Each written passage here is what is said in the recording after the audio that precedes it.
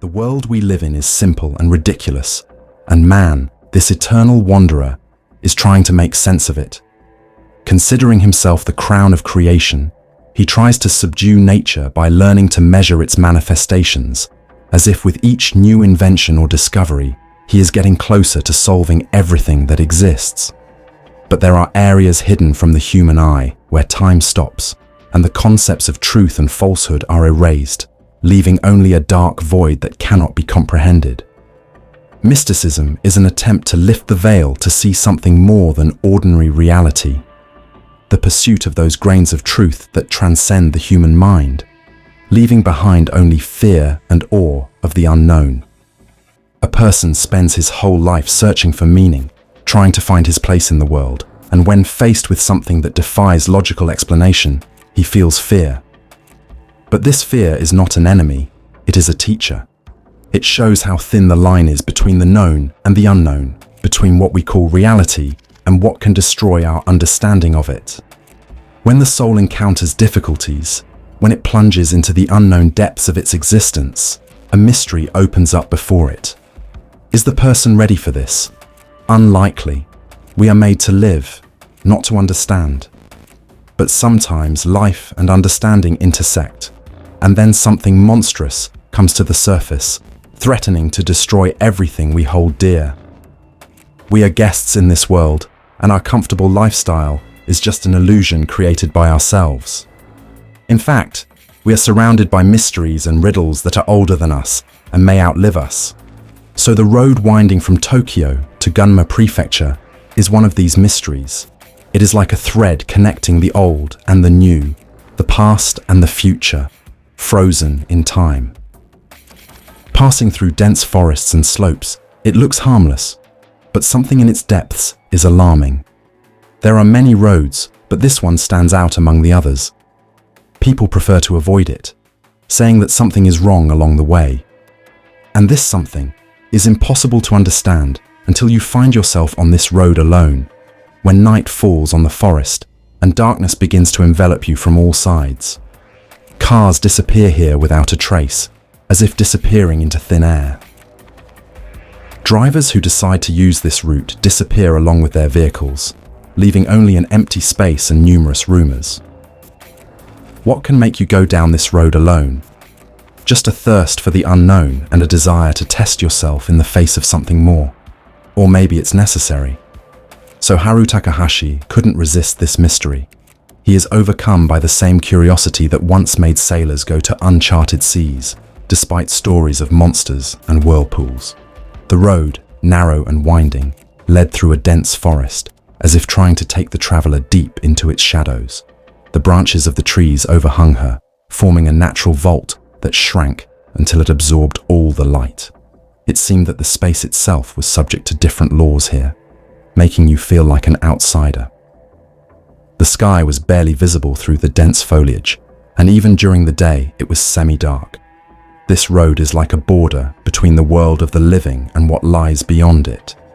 Travelers tell of strange visions, as if the forest around them comes to life when you step into its territory.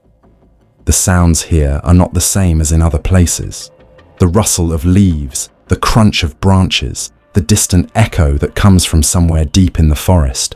And all this creates the feeling that you are watching, that the forest is living its own life, and something is clearly waiting for you here. Haru Takahashi has always been obsessed with the idea that behind the apparent simplicity of the world, there is something much more complex and frightening. Of medium height, with perpetually tousled dark hair and delicate features, he wore a slight unshaven appearance that gave him the appearance of an eternal wanderer. His dark eyes, surrounded by bruises from lack of sleep, shone with an unquenchable thirst for knowledge mixed with despair. His wardrobe was dominated by dark colors, worn jeans, a worn leather jacket. He looked like a man who was used to being on the road and did not know how to settle down. Working as a reporter, he always aspired to something more than just dry facts. Haru was looking for stories that hide behind the mundane, believing that everything, every shadow, has its own secret. He liked to think that people, striving for simplicity, hide from the truth, afraid of losing control of their lives. He, on the other hand, wanted to open those doors and look behind the curtain, at least for a moment, even if it cost him his sanity. He knew that this road was his chance. A chance not only to make a sensational report, but also to find out what is hiding in the dark thicket of the forest. Sitting behind the wheel of his old, beaten-up Toyota, Haru stole a glance at Keiko, who was sitting in the passenger seat. She held the camera in her hands, checking the lens, her face showing the same resolute skepticism as always. Keiko Sugawara is the opposite of Haru. Fair-skinned, with short red hair and a mischievous smile, she seemed the epitome of common sense. Her light brown eyes always noticed details that others missed. She preferred to see the world as it is, without excessive romance and mysticism. For her, it was just another assignment, an opportunity to take interesting pictures and watch Haru plunge back into his dark fantasies. "Do you think it's really safe?" "What is it?" she asked, without looking up from the camera, but the corners of her lips twitched in a hint of a smile. "Is it safe? Who said we're here for security?" Haru chuckled, his voice sounding a little agitated, like someone who is about to discover something important. This is a chance to find answers, to look into the eyes of what scares people and ask, why? "You always say that," Keiko muttered, "but sometimes I think you're just looking for trouble on your head." "Perhaps," he agreed, "but if not us, then who? Someone has to solve these riddles." Keiko rolled her eyes, but deep down she knew that this risk was what made Haru who he was. He couldn't stop even if he wanted to. He was drawn to where the worlds touch, where the boundary between the known and the unknown becomes ghostly thin, where sparks fly. The car drove into an abandoned stretch of road, and they were immediately enveloped in dense forest. The trees grew thickly here, as if they were trying to block out the sky. The smell of dampness and something ancient hung in the air, as if no human had ever set foot here. Keiko noticed that the navigator suddenly lost its signal, and the radio hissed, giving out only noise. She took out a map and tried to get her bearings, but the road line on the paper looked different, as if she was trying to escape her gaze. "Are you sure we're on the right track?" Keiko asked, feeling the map with her eyes. "No, but it's interesting, isn't it?" Haru smiled, and his eyes twinkled. "Interesting?" "Until you're trapped," she muttered, looking back at the road ahead. Haru, on the other hand, was caught up in what was happening. His heart was pounding in his chest. Every nerve was tense. This place is not just a forest, it's something else. He felt the forest watching him. Watching, waiting. He knew that this moment was important, that if he retreated now, he would never find the answer to his question. The thought flashed through my head. What if the road is just a portal? What if there is something hiding here in silence that can change his view of the world? "Do you hear?" Haru turned off the engine and absolute silence surrounded them. "I don't hear anything," Keiko replied, tensing up. "That's what worries me." They got out of the car. The forest around was so dense that no light penetrated through its crowns.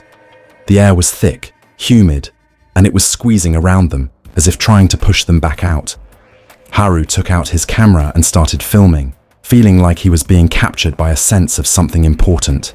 His palms were sweating and his heart was pounding in his ears.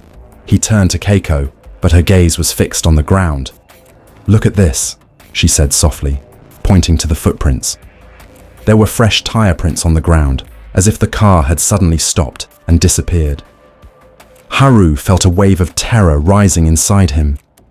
They followed the tracks, but they ended abruptly, as if the car had been torn out of reality. He looked up at the forest and realized that the road around him had changed.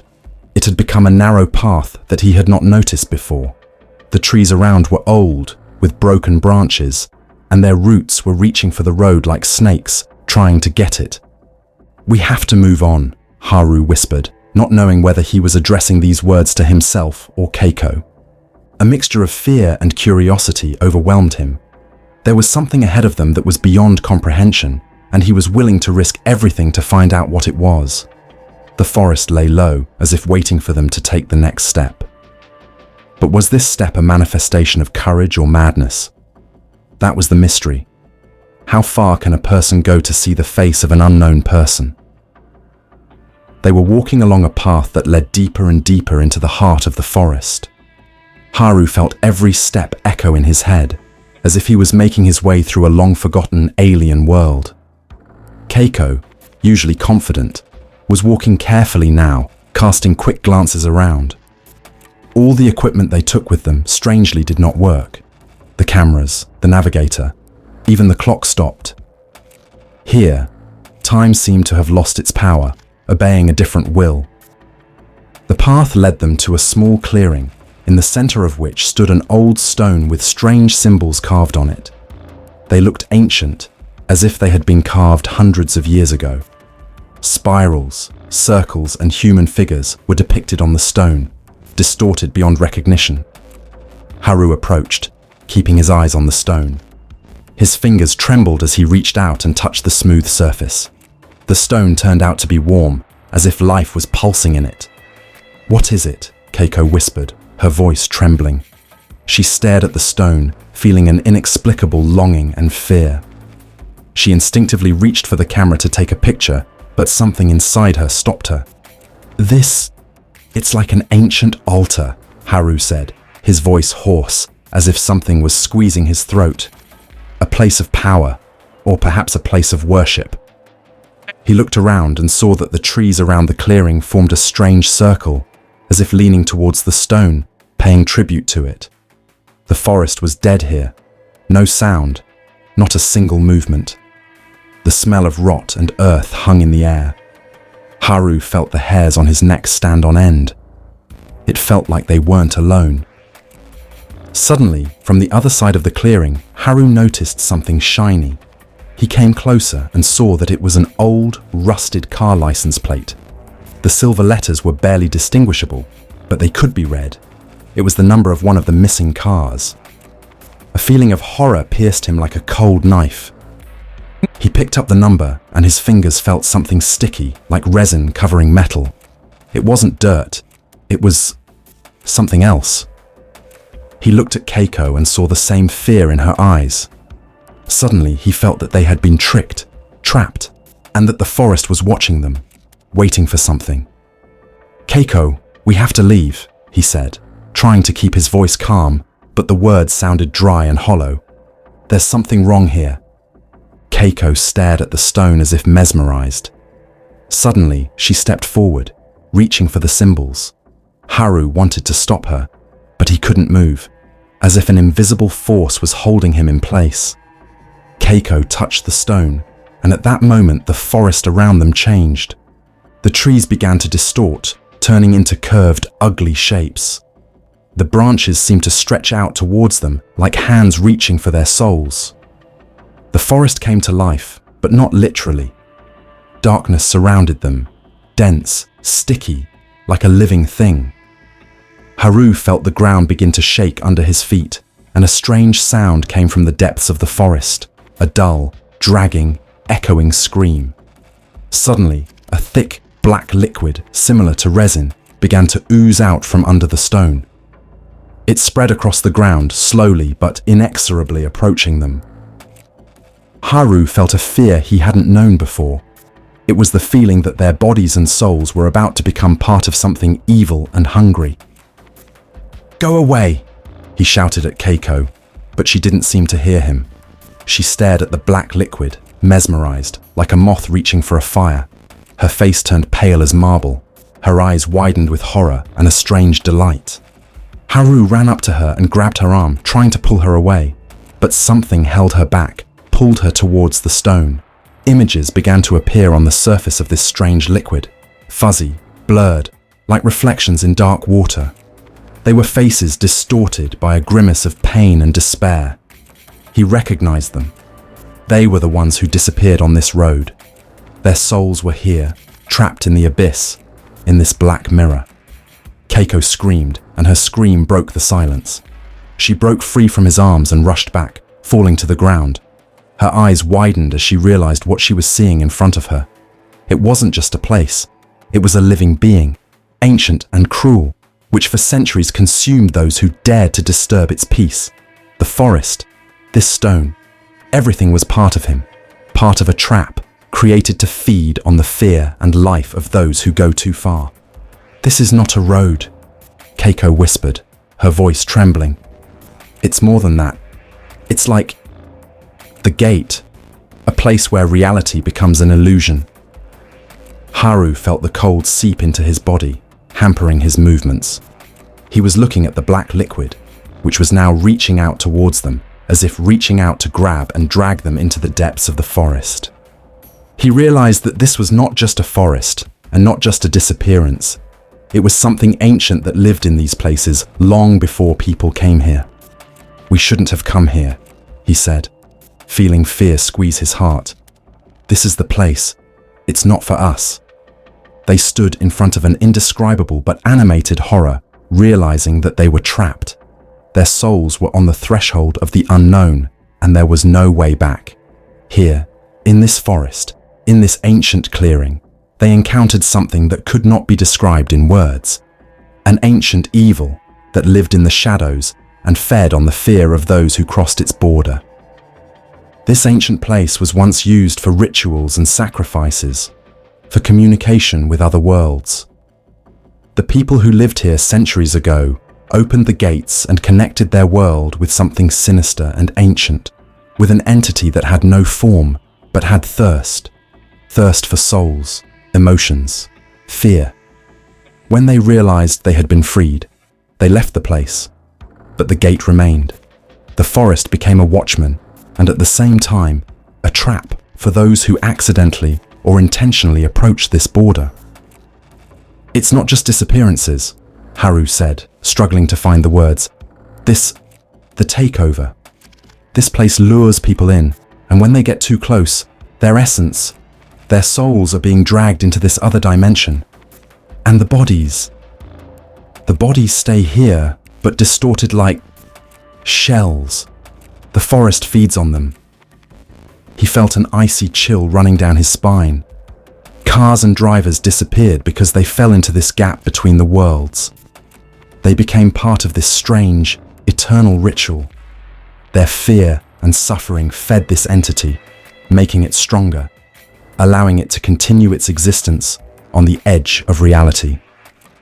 "And the cars?" Keiko asked, her voice almost lifeless from shock. "They don't disappear," Haru said, looking around. "They just change, become part of the forest. The forest, it absorbs everything that comes within its limits and returns it in a modified form.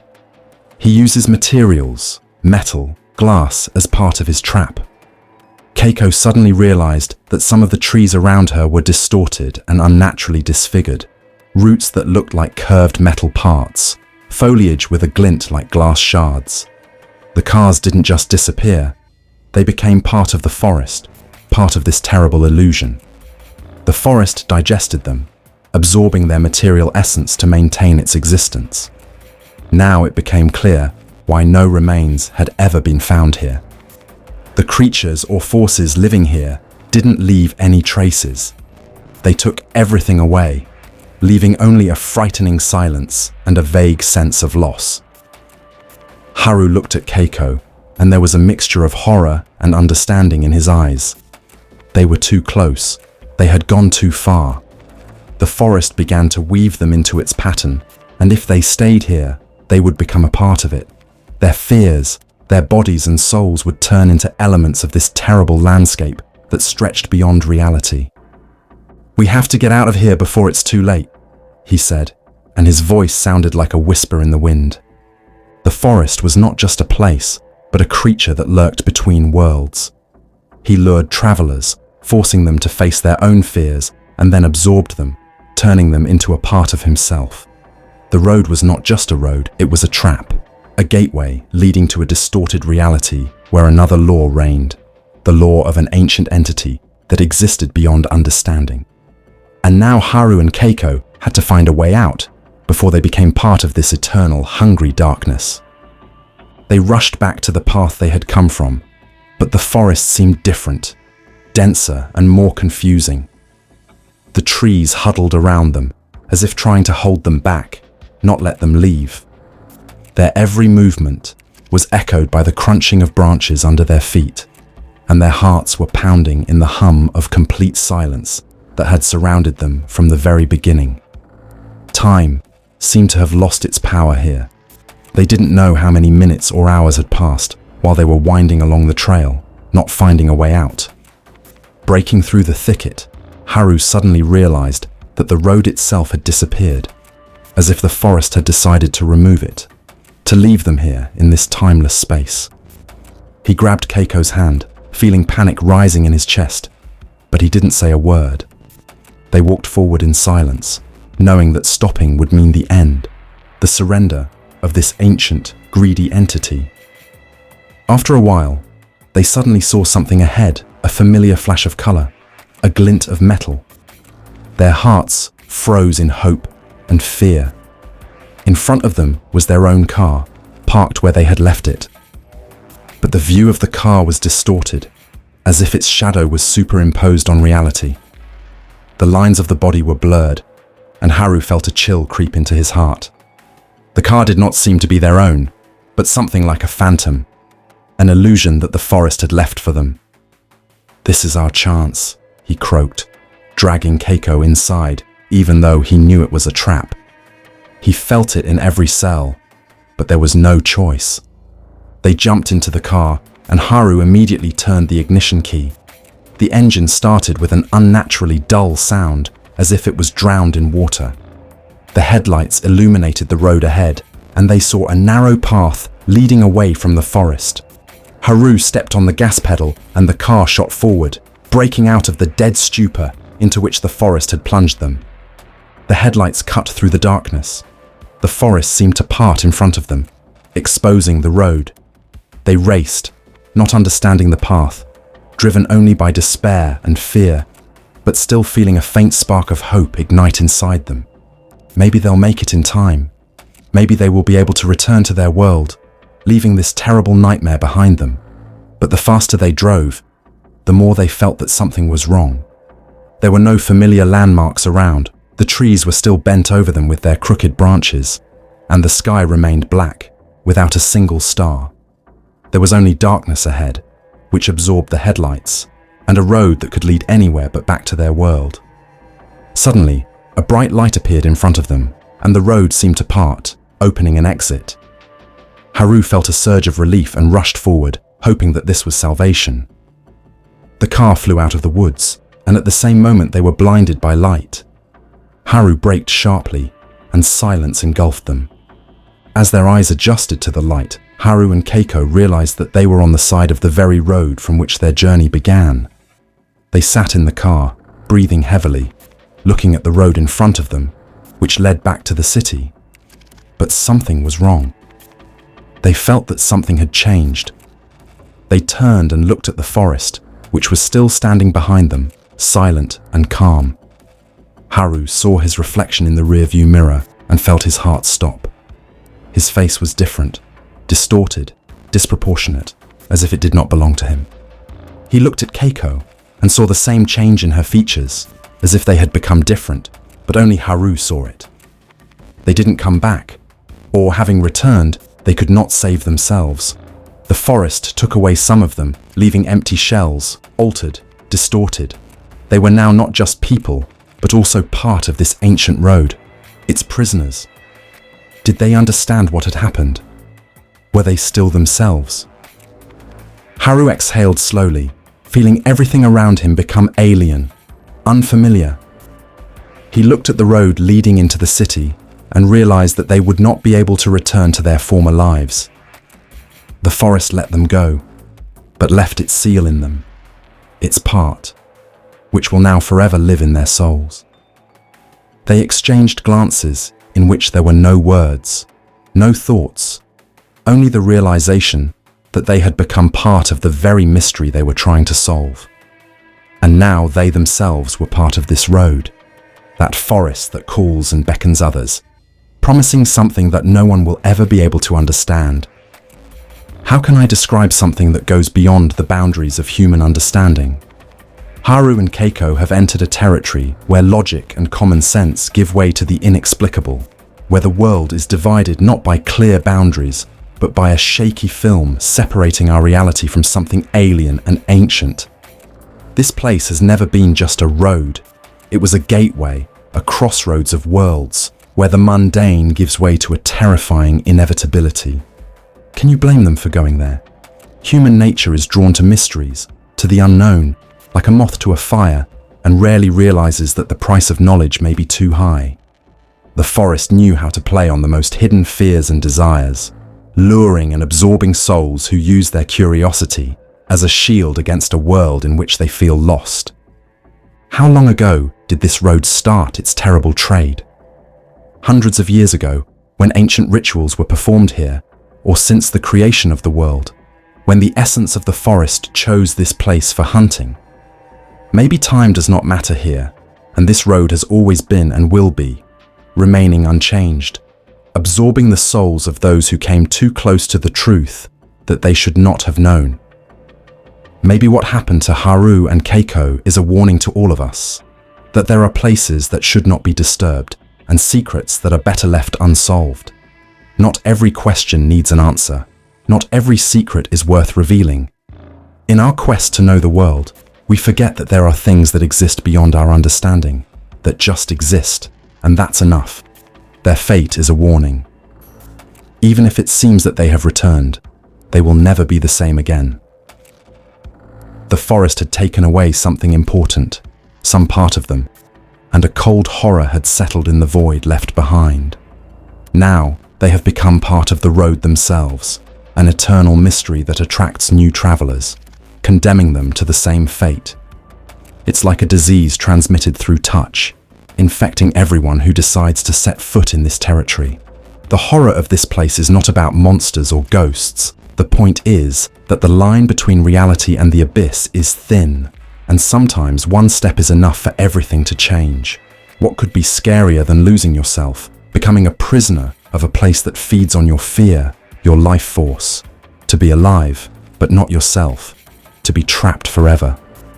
The question that remained unanswered. What did Haru see when he looked in the mirror? Was it his soul, distorted and defiled by the touch of the forest, or something deeper that had always lived in him, hiding beneath the surface? Perhaps the forest had only shown him the truth that he had been so desperately searching for, but which turned out to be more terrible than any nightmare. Now, everyone who drives along the road from Tokyo to Gunma Prefecture should know. The forest is calling. He draws to himself, beckons with the promise of answers and clues. But the price for this is too high. He does not let go, even when it seems that he has escaped from his embrace. He leaves his mark, his shadow in the soul, which will live there, grow, and one day take everything you have with you.